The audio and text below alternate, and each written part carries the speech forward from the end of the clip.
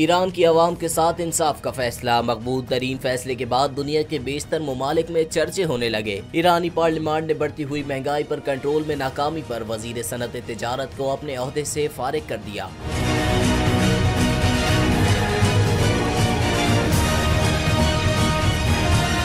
गैर मुल्की मीडिया में बताया गया कि ईरानी पार्लियामेंट में 272 के ऐवान में से 162 अरकान ने वजीर सनअत व तिजारत रजा फातमी अमीन को ओहदे से हटाने की न सिर्फ हिमायत की बल्कि उन्होंने वजीर सनअत व तिजारत के खिलाफ वोट भी दे डाला। अरकान का मजीद कहना था कि वजीर सनअत व तिजारत रजा फातमी अमीन आसमान को छूती हुई गाड़ियों की कीमत और सनती पैदावार की लागत में इजाफे को रोकने में मुकम्मल नाकाम हो चुके हैं।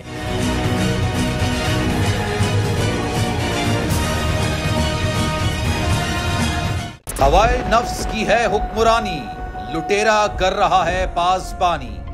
बोल न्यूज के मार्केटिंग हेड आकाश राम ताहाल लापता, तफ्तीशी इदारे जवाब देने से कासिर। अहले खाना परेशान, बेटे की जुदाई में माँ गम से निढाल। जो बच्चो हिंदू हुआ पर आए थे जो को पाकिस्तानी, मुझे मेहरबानी करे पंजो आकाश वापस कयो।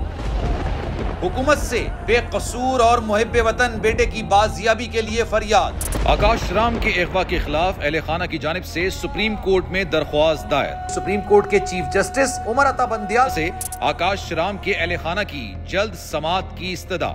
मुश्किल की इस घड़ी में आलमी मीडिया ने भी उठाई आवाज।